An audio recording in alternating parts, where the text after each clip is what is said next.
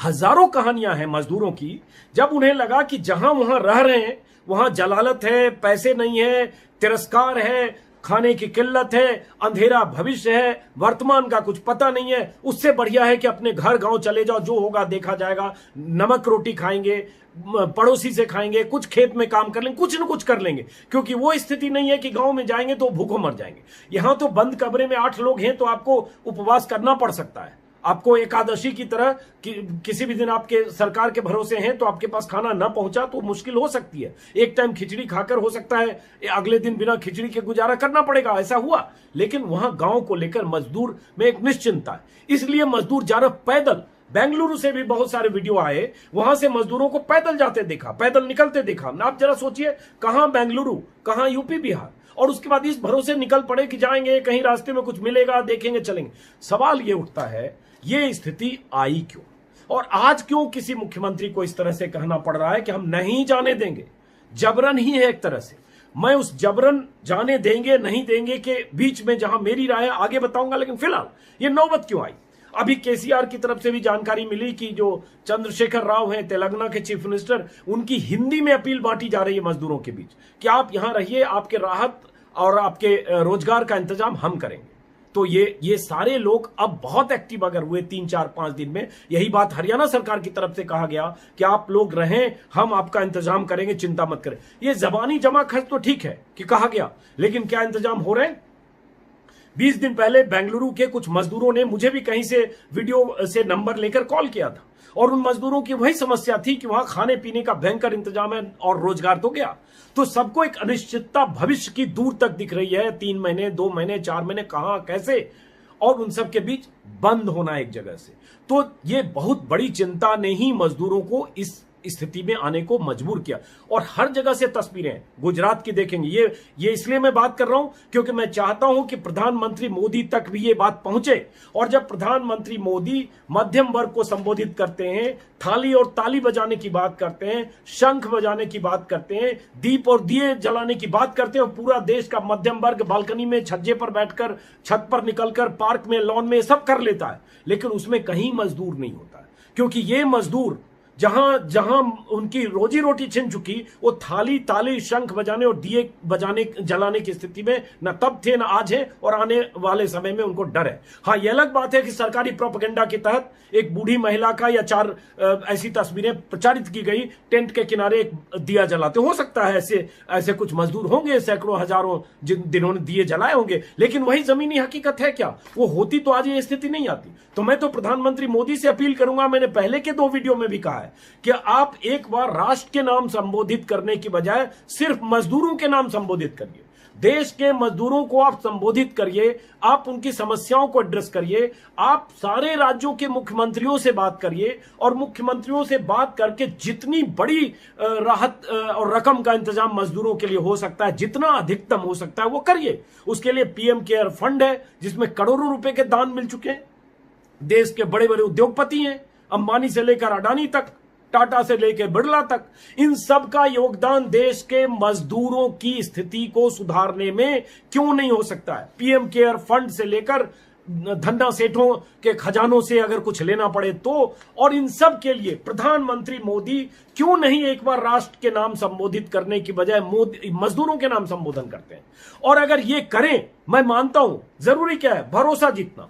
मुश्किल क्या है? उनको आज भी अंधकार दिख रहा है और आगे भी अंधकार दिख रहा है, और अनिश्चितता दिख रही है, क्योंकि वहां सरकारें नहीं पहुंची, चाहे मुंबई हो चाहे सूरत में ऐसा क्यों हो रहा है कि मजदूरों को लाठीचार्ज मजदूरों पर हो रहा है? मजदूर बेकाबू होकर बाहर निकल रहे हैं। ये अभी मैं 5 दिन की खबर लगातार मैं देख रहा हूं, और यही चीज तमिलनाडु में हो रहा है, यही चीज देश के अलग अलग हिस्सों में हो रहा है। क्यों हो रहा है? सूरत में भी बीजेपी की सरकार है, अलग अलग जगह कहीं भी किसी भी राज्य में जहां भी हो रहा है। अब सूरत में मैं देख रहा हूं कि महीने भर से वो इंतजार कर रहे हैं। सोमवार को भी मजदूर सड़क पर उतरे, पुलिस के साथ उनकी झड़प हुई, और उसके बाद पुलिस को आंसू गैस का इस्तेमाल करना पड़ा, और उसके बाद कई हफ्तों से मजदूर प्रदर्शन कर रहे हैं। बांद्रा की तस्वीरें हमने पहले देखी थी मुंबई में कि किस तरह से अचानक बांद्रा स्टेशन के बाहर जुटे, हालांकि उसको कुछ और रंग देने की कोशिश की, लेकिन हकीकत क्या थी बाद में पता चली, मजदूर कैसे टूट पड़े। वैसे ही तमिलनाडु में प्रदर्शन की खबर है कि वहां तिरुपुर रेलवे स्टेशन पर प्रवासी मजदूर ट्रेन की मांग को लेकर उन्होंने प्रदर्शन किया और वहां करीब दूसरे राज्यों के 2 लाख मजदूर फंसे हैं जिनके पास न नौकरी है न खाना खरीदने के पैसे हैं। ऐसी कहानियां, ऐसी खबरें भरी पड़ी हैं वेबसाइट में और ऐसे वीडियो भरे पड़े हैं जो हम लोग लगातार दिखा रहे हैं। और इस त्रासद वाली तस्वीरें और त्रासद वाली घटनाओं के बीच ये भी हो रहा है कि मजदूर कहीं अगर खाना नहीं मिल रहा है और खाना के लिए अगर वो बाहर निकलता है तो पुलिस की लाठी डंडे का भी सामना करना पड़ता है। एक वीडियो आपको दिखाता हूं मैं। ये वीडियो नोएडा का है, हालांकि है 8-10 दिन पहले का, लेकिन नोएडा में एक जगह, एक इलाके में स्पाइस मॉल के पास मजदूरों का ग्रुप है, वहीं वो लोग रहते थे। अभी हैं कि नहीं मैं नहीं जानता, लेकिन उसके बाद वो मजदूरों को वहां खाने पीने में दिक्कत होती थी। एक टाइम मिलता था, नहीं मिलता था। वो कुछ राशन लाने वहां की कुछ महिलाएं जा रही थी तो पुलिस ने उस पर लाठियां बरसाई और भगाया कि भागो यहां से। मैं सिर्फ 30 सेकंड चुप रहता हूं ताकि जरा उस वीडियो को आप देखिए और उनकी मजबूरी और उनकी स्थिति समझिए, उन पर क्या प्रहार हो रहा है और क्या अत्याचार हो रहा है समझिए, और उसके बाद कोई कैसे क्या रिएक्ट करे और कैसे बंद होकर और देश हित में, राष्ट्र हित में कोरोना को से मुकाबले के लिए वो पड़ा रहे भूखे। जरा सुनिए। लेडर से डंडा मारो तो आज लील पर हमारी एक बहन के यहाँ से डंडा मारो तो पुलिस बारे ने के 2 दिन लेंगे तो नहीं बन हुआ। अब अकेली पड़ गई थी ना, हमारे सबरे होते तो चप्पल मारते, पुलिस बारे नहीं तुम कौन रही आते। बहुत दिमाग खराब होगा तो ना, अगर लील पर हो तुम देखो वही नहीं है अपना नाम बताते सर तुम्हारे लाने झुग्गी तप रही है, छारे में बैठ रहे हैं तो पुलिस वाले आ रहे, डंडा मार रहे, खाना बढ़ रहा, खाना नहीं ले पा रहे। हमारे के जे दिक्कत है, हमारे को घर जाना है। क्या नाम आपका? दसोदा। यशोदा। तो सुना आपने, ऐसी कहानियां, ऐसी घटनाएं, ऐसा मजदूरों के साथ दुर्व्यवहार, कहानियां भरी पड़ी हैं। जो फैक्ट्री मालिक हैं बहुत जगह नौकरी से निकाल दिया, जहां कंस्ट्रक्शन कंपनी है उनको पैसे देने बंद कर दिए।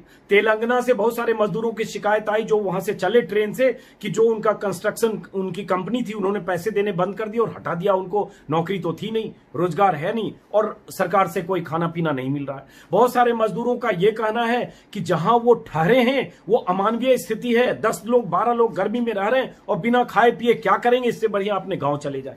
तो ये सारी स्थितियां अगर हैं तो इन स्थितियों को राष्ट्रव्यापी ढंग से एड्रेस करना पड़ेगा सारे मुख्यमंत्रियों को, और इसके लिए प्रधानमंत्री मोदी के नेतृत्व में टास्क फोर्स बने। हालांकि उसके लिए मंत्रियों का समूह है, सब कुछ है, लेकिन मैं सिर्फ मजदूरों की बात कर रहा हूं। मजदूरों को एड्रेस करने के लिए मुख्यमंत्रियों की बैठक सिर्फ मजदूरों पर हो और सिर्फ मजदूर, चूंकि 40 करोड़ आबादी है। हम लोग पहले दिन से इस वीडियो में लगातार कर रहे हैं, बल्कि मैंने पहले दिन से कहा है कि मजदूरों का सामूहिक पलायन, और अगर 25-30 करोड़ लोग डिस्प्लेस हो गए यहां से वहां, तो आने वाले समय में इसको जब हम लॉकडाउन से एग्जिट करेंगे और लॉकडाउन से वापस आना चाहेंगे तो बहुत बड़ी मुसीबत होगी जिसकी अभी हम कल्पना नहीं कर पा रहे। और यही डर है कि येदियुरप्पा ने यह कह दिया कि प्रवासी मजदूरों को नहीं जाने देंगे। यही डर था वहां के बिल्डर्स को, और यह डर हर राज्य में है कि जो मजदूर चले गए वो शायद 4 महीने बाद वापस आए, 5 महीने बाद आए, हो सकता है दिवाली के समय आए, हो सकता है उसमें से 20-30% ना आए। जैसे कर्नाटक के बारे में कहा जा रहा है, एक आंकड़ा है मेरे पास कि लगभग 8 लाख प्रवासी मजदूर कर्नाटक में रहते हैं, और इनमें से अगर उनको डर है कि अगर 30-40% भी चले गए तो 1-2 महीने बाद स्थितियां अगर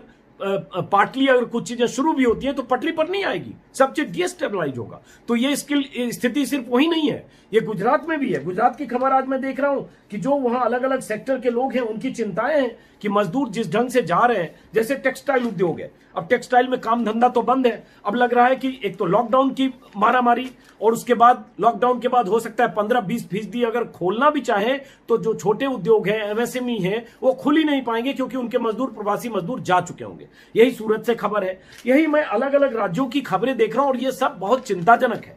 मजदूरों का इस तरह से पलायन वो उनकी मजबूरी है, वो मानवीय पहलू है। जब उनको यहां अनिश्चितता, अंधकार, खाना पीने की दिक्कत, और सबसे 500 रुपए ऊंट के मुंह में जीरा की तरह अगर जनधन योजना के तहत मिलेगा तो आपको लग सकता है एहसान किया, मध्यम वर्ग के लोगों को लग सकता है एहसान किया, लेकिन 500 रुपया 3 लोग 2 लोग कहीं रह रहे हैं, जो लोग रोज 300-400 रुपया कमाते होंगे 500 रुपया, उनके लिए 500 रुपया ऊंट के मुंह में जीरा का फौरन है।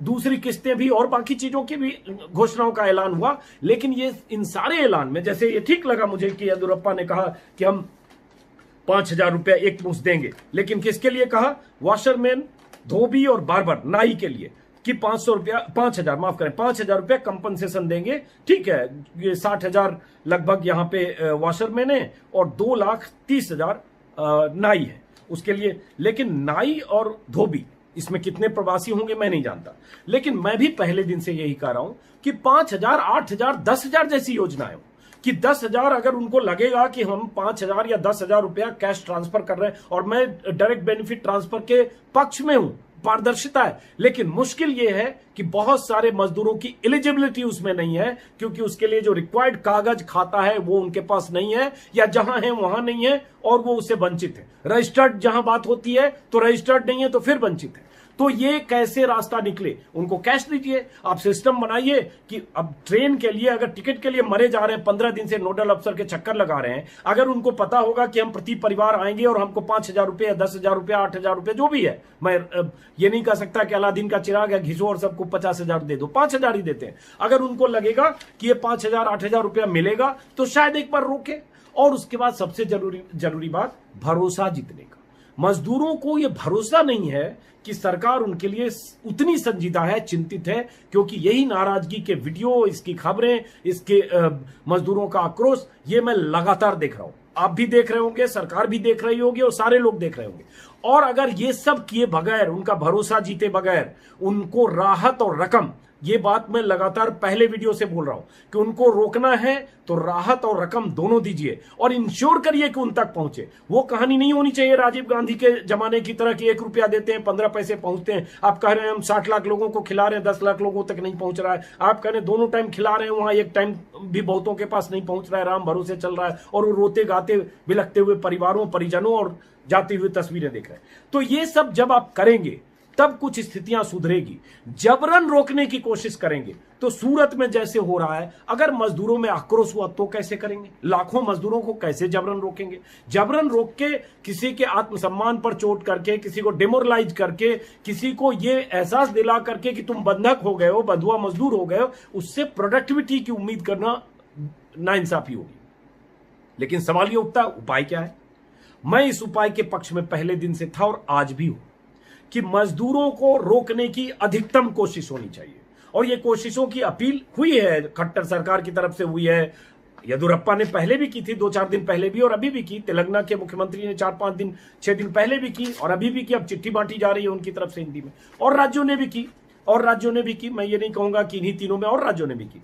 लेकिन अपील करना और जमीन पर वो उतरना, राहत का ऐलान करना, 2 टाइम के खाने का ऐलान करना और उनको दोनों टाइम का खाना मिलना, ये ऐलान करना और उन तक पहुंचने में फर्क है। इस फासले को मिटाना पड़ेगा। इस फासले को नहीं मिटाएंगे तो जबरन करेंगे, उसका खामियाजा नुकसान कभी हो सकता है, और उसके लिए सरकार को फिर तैयार रहना पड़ेगा। इसलिए जरूरी है कि उनका भरोसा जीतिए। वो स्थिति जो सूरत में हो रही है, जो सड़कों पर लोग आ रहे हैं, जो लाठी डंडे खा के, टीयर गैस खा के भी घर जाने को तैयार है, अब जो टीयर गैस खा के भी घर जाने को तैयार है, उसको आप क्या खिला के रोक सकते हैं? उसको आप भाषण देके नहीं रोक सकते। उसके लिए जो उसकी जरूरत है वो पूरी करिए। तो मेरा इसमें आशय यही था, लगातार मैं इस पर सवाल उठाता रहूं। और ये बहुत बड़ी चिंता की बात है कि जो स्किल्ड लेबर हैं, जो अलग अलग सेक्टर में लोग काम कर रहे हैं, कोई गारमेंट इंडस्ट्री में है, कोई टेक्सटाइल में है, कोई ज्वेलरी में है, कोई जैसे सूरत में हीरा कटिंग, डायमंड कटिंग और इसमें है, कंस्ट्रक्शन में है, और रिक्शा, ठेला, खोमचे वाले दुकान, और सबसे अधिक जो स्मॉल स्केल और मीडियम स्केल की फैक्ट्रियां। अब जैसे मैं बहुत सारे मजदूरों की बाइट देखी कि फैक्ट्री वाले ने उसको निकाल दिया, पैसे दिए नहीं। वो चाहता तो वहां उसको रखता, 1 महीने 2 महीने उसको खाने पीने का इंतजाम करता। वो बेमुरवत होके, एक तरह से मर्सीलेस होके निकाल दिया। अब उनके पास कोई उपाय नहीं था, वो चल पड़े पैदल कि चलो 5 दिन हम 3 महीने का कष्ट उठाएं, 4 महीने 6 महीने की अनिश्चितता देखें, उससे बढ़िया है कि हम 10 दिन का कष्ट उठाएं, 5 दिन का उठाएं, पैदल चलें, कहीं कुछ जुगाड़ होगा फिर आगे जाएंगे, नहीं तो पैदल ही चले जाएंगे। हमने ऐसे वीडियो भी देखे कि पैदल आगरा से चल के लोग पटना पहुंच गया, पलवल से पहुंच के बिहार पहुंच गया, पैर में छाले लिए हुए। ऐसे वीडियो, ऐसी तस्वीरें आप सबके लिए अब नई बात नहीं होगी, इसलिए मैं उन सब चीजों को रिपीट नहीं कर रहा हूं। लेकिन ये स्थिति समझिए, कितना हौसला चाहिए कि हम ये सब छोड़ के जा रहे हैं। और बहुत सारे लोग बहुत सामान छोड़ के भी मजदूर गए। आप तो ब्रीफकेस लेते हो, वीडियो आ रहा शुरू में, तो बैकपैक लेके सब भागे दिल्ली से, कंधे में झोला लेके। तो मैं आखिर में वीडियो खत्म करने से पहले येदियुरप्पा जी से कि येदियुरप्पा जी आप तक मेरी बात तो नहीं पहुंचेगी, लेकिन आपके जरिए ये अखबार में विज्ञापन के जरिए यहां के लोगों तक आपने अपनी बात पहुंचाई है, लेकिन यहां के लोगों तक अखबार में देकर विज्ञापन पहुंचाने की बजाय येदियुरप्पा जी वहां के जो मजदूर हैं उन तक उनका भरोसा जीतिए। उनको जितना आप राहत दे सकते हैं आर्थिक तौर पर वो तुरंत पहुंचना चाहिए, और वो कैश और डायरेक्ट बेनिफिट ट्रांसफर के बीच मजदूर कैच 22 में न फंसे। एक बात और आखिर में कि सिर्फ प्रधानमंत्री मोदी से मैं अपील करना चाहूंगा, वही जो मैंने बीच में कहा, और यह बात मैं पिछले 1 महीने में 5-6 बार कर चुका हूं कि प्रधानमंत्री मोदी एक बार मजदूरों को संबोधित करें, और उस संबोधन से पहले सारे मुख्यमंत्रियों से सिर्फ मजदूरों के मसले पर बात करें और इंश्योर करें सारे मुख्यमंत्री, क्योंकि सारी मुख्यमंत्रियों की भी जिम्मेदारी है। यह भी सच है कि सिर्फ पीएम चाहेंगे तो नहीं होगा, राज्य सरकारों की जिम्मेदारी है कि वहां खाना मिल रहा है कि नहीं, और उनको जो भी राज्य सरकार की क्षमता है उसमें से उनको पैसे मिल रहे हैं कि नहीं। बहुत सारी सरकारें वहां अपना रोना रो रही है, मेरे पास बजट नहीं है, मुझे पैसे चाहिए। जो भी कोऑर्डिनेशन है, इस कोऑर्डिनेशन से मुख्यमंत्रियों की चिंता को शामिल करते हुए देश को प्रधानमंत्री एड्रेस करें, मजदूरों को एड्रेस करें। मजदूरों के नाम एक संबोधन प्रधानमंत्री की तरफ से हो, सारे प्लान के साथ, सारी जानकारियों के साथ कि हम आपको क्या दे रहे हैं। क्योंकि उसके पहले जो लॉकडाउन हुआ उसमें लॉकडाउन तो हुआ लेकिन उनके लिए कोई उपाय नहीं था। उसके बाद जो 2 अपीलें हुई उसमें मध्यम वर्ग, छत और बालकनी वाले के लिए था, मजदूरों के लिए कुछ नहीं था। मजदूरों के लिए उपवास रहने और सरकार के भरोसे खिचड़ी कुछ मिल जाए और 500 रुपया जनधन में मिल जाए, इससे उनका काम नहीं चलने वाला। तो इसको करने की जरूरत है जल्द से जल्द, क्योंकि स्थितियां ये सही है कि 20 से 25 करोड़ मजदूर पहले तो बेरोजगार होना, शहर छोड़कर अपने गांव में चले जाना, फैक्ट्रियां बंद हो जाना, और उसके बाद तमाम तरह के जो निर्माण कार्य से लेके बाकी सेक्टर है सब जगह से मजदूरों का पलायन करके अपने गांव जमीन पर लौट जाना। और उसके बाद जब आप 3 महीने के बाद आप एग्जिट प्लान करेंगे और धीरे धीरे 3 महीने बाद, 1 महीने बाद या 20 दिन बाद जब भी करते हैं, और आप वापसी की तरफ जब लौटेंगे तो बहुत बड़ी मुश्किल होगी। वो मुश्किल जैसे मुंबई में हो रही है। आज ही मैं टाइम्स ऑफ इंडिया में खबर देख रहा था कि मुंबई में प्री रेन, जो मतलब मानसून के पहले जो ड्रेन की सफाई होती है, मुंबई में बारिश की पानी की बहुत बड़ी समस्या आप सब जानते हैं। तो ड्रेन की सफाई के लिए मजदूर नहीं मिल रहे, और अभी मौसम है मई जून में वो लोग तैयारी करते हैं क्योंकि मिड जून से बारिश होने लगती है। आपको पता है बारिश मुंबई में ऐसी होती है कि 2-2 मीटर, 3-3 फीट पानी सोसाइटी में घुस जाता है। वहां मजदूर अब नहीं मिल रहे, क्राइसिस हो गए है वहां, क्योंकि बहुत सारे मजदूर जाने के लिए ट्रेनों के चक्कर में लगे हैं या चले गए। तो आप समझिए, ये मुंबई की खबर आज छपी है, critical pre drain work delayed BMC की। अब ये हम लोग अभी आकलन ही नहीं कर पा रहे। अभी हम लॉकडाउन में घर में बैठे हैं, मध्यम वर्ग की बात करें, सब खुश है, 3 टाइम का बढ़िया खाना खा रहा है, पत्नी बच्चे घर में हैं, उसके बाद उनकी आर्थिक स्थिति उतनी बुरी नहीं है, वर्क फ्रॉम होम भी चल रहा है, टीवी भी देख रहे हैं। मैं बार बार बोलता हूं नेटफ्लिक्स और सब कुछ देखते रहिए आप, मस्त है आपको। और उसके बाद आप मजदूरों को कोसिए कि क्यों चल पड़े, इनको रहना चाहिए देश के नाम, ये भी नहीं कर सकते। तो ये मुश्किल की कल्पना आप अभी नहीं कर रहे हैं कि जब ये जान जोखिम में लेकर पैदल घिसटते हुए 100, 500, 600, 800 किलोमीटर साइकिल से, पैदल, रिक्शे से, पैर में छाले के बाद पत्नी बच्चे के साथ, मैं तो उनकी त्रासद तस्वीरें देखकर कई बार बहुत भावुक होता हूं। सोचता हूं कि गरीबी किसी को कितना हौसला दे देती है, मध्यम वर्ग कितना डरा हुआ होता है, गरीब कितना हौसले वाला होता है कि वो बेंगलुरु से चल पड़ता है बिहार के लिए, दिल्ली से चल पड़ता है सहरसा, खगड़िया, पूर्णिया के लिए, दिल्ली से चल पड़ता है आजमगढ़, गोरखपुर के लिए, और हम उसका उपहास उड़ाते हैं, हम उसका मजाक उड़ाते हैं कि ये देश के नाम, इनको खाने की क्या कमी थी। मजदूरों की एक स्टोरी जब हमने अपने वीडियो में दिखाया था कि कैसे मिक्सर में बैठ के मजदूर जा रहे थे, मुझे भी गालियां दी और कहा ये मजदूर हरामखोर, ये मिक्सर वालों को पैसे देकर जा रहे हैं तो क्या उससे खाना नहीं खा सकते थे। वो मजदूर नासिक से लखनऊ जा रहे थे मिक्सर में बैठ के, वीडियो मैंने कई बार दिखाया, फिर एक बार देख लीजिए। उनको भी गालियां दी गई, मुझे भी गालियां दी गई, क्योंकि मैंने दिखाया, चलिए मुझसे कोई दिक्कत नहीं है, बट उनको भी मां बहन की गालियां दी कि ये हरामखोर क्यों जा रहे हैं। रिपीट कर रहा हूं, अनपार्लियामेंट्री वर्ड। तो ये आक्रोश, मध्यम वर्ग के आक्रोश पर सवारी करते हुए मोदी जी सिर्फ उनको अपना वोट बैंक मानते हुए कि ताली थाली बजाने वाले हैं, शंख बजाने वाले हैं, दिए जलाने वाले हैं, उससे भ्रम में रहेंगे तो देश बहुत विचित्र स्थिति में फंसेगा। क्योंकि जब आप रिवर्स करना चाहेंगे सिस्टम और इकोनॉमी को और पटरी पर लाना चाहेंगे तो वहां ये वर्कर नहीं होंगे जो विश्वकर्मा हैं। यही इमारतें बनाते हैं, इमारतों की बुनियाद में इनका खून पसीना है। किसी भी तरह की फैक्ट्री, प्लांट, कोई भी चीज, हर चीज इन मजदूरों से बनती है। लेकिन उन मजदूरों का हमने क्या किया? हम उन मजदूरों पर हंसते हैं, उपहास उड़ा रहे हैं। उन मजदूरों को जबरन हम कर्नाटक, बेंगलुरु में बंद करते हैं और कहते हैं कि ये जरूरी है आर्थिक व्यवस्था को पटरी पर लाने के लिए।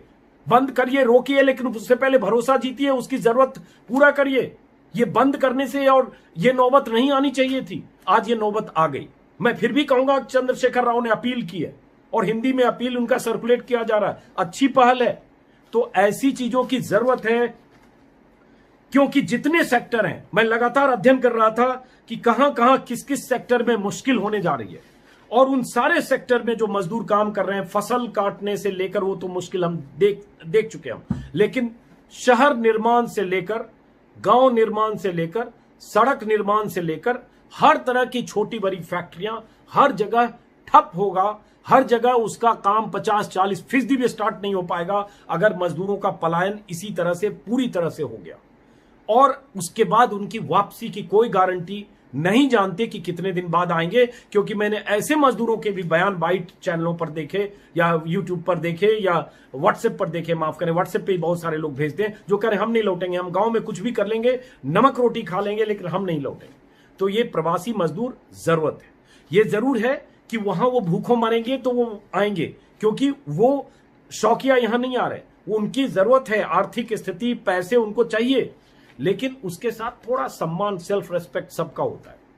और वो सेल्फ रेस्पेक्ट पर जब चोट लगती है तो दिक्कत होती है।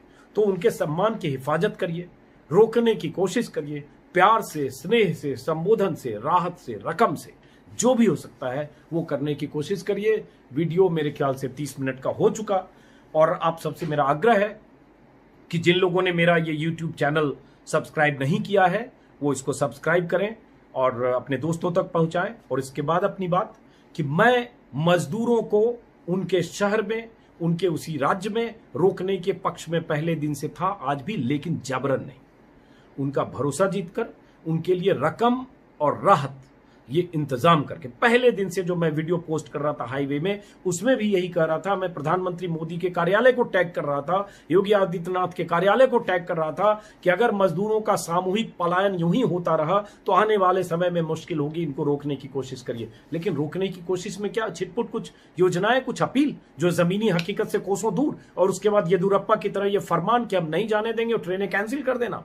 अरे कैसे ट्रेन कैंसिल कर? क्या राज्य की चौहद्दी के आप वो हैं कि आपने चौहद्दी सील कर दी तो क्या होगा? उसके बाद वो मजदूर फिर पैदल चल पड़ेंगे तो क्या होगा?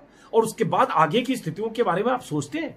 तो मैं इस वीडियो को खत्म करते हुए फिर आखिर में प्रधानमंत्री मोदी से सीधी अपील, क्योंकि देश के सबसे लोकप्रिय नेता भी वही हैं। लोग अगर सबसे अधिक इस देश में किसी एक शख्स की बात सुनता है तो प्रधानमंत्री मोदी है।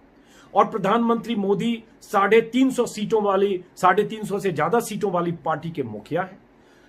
16 राज्यों में सरकार है, उस पार्टी के सर्वे सर्वा सबसे बड़े चेहरे हैं, जो कुछ है सब कुछ है। तो मैं प्रधानमंत्री मोदी से इस अपील के साथ खत्म करता हूं कि सर, आप मजदूरों के नाम एक संबोधन आप करिए। सारी प्लानिंग के बाद, सारे मुख्यमंत्रियों से बैठक के बाद, रिग्रेस मीटिंग करके, फुल प्रूफ प्लानिंग के साथ, हो सकता है कुछ रास्ता कारगर निकले, कुछ मजदूर रुके। हाथ जोड़कर, करबद्ध होकर उनसे प्रार्थना करिए कि वो ना जाएं। वो विश्वकर्मा हैं, आप तो हिंदू हैं, मैं विश्वकर्मा का नाम ले रहा हूं। उनको रोकिए, उनको मनाइए, उनके लिए सारे इंतजाम करिए जिससे जितने रुक सकते हैं रुके।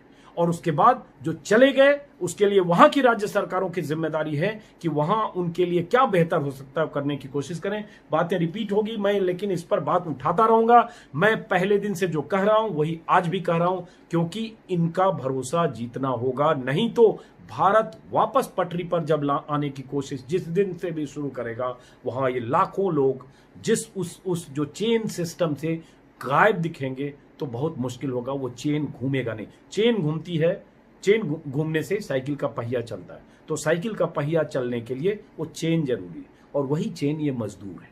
और जब ये चेन टूट जाएगी तो पहिया कैसे घूमेगा? तो इसलिए इस पर विचार करिए। ठीक है, नमस्कार।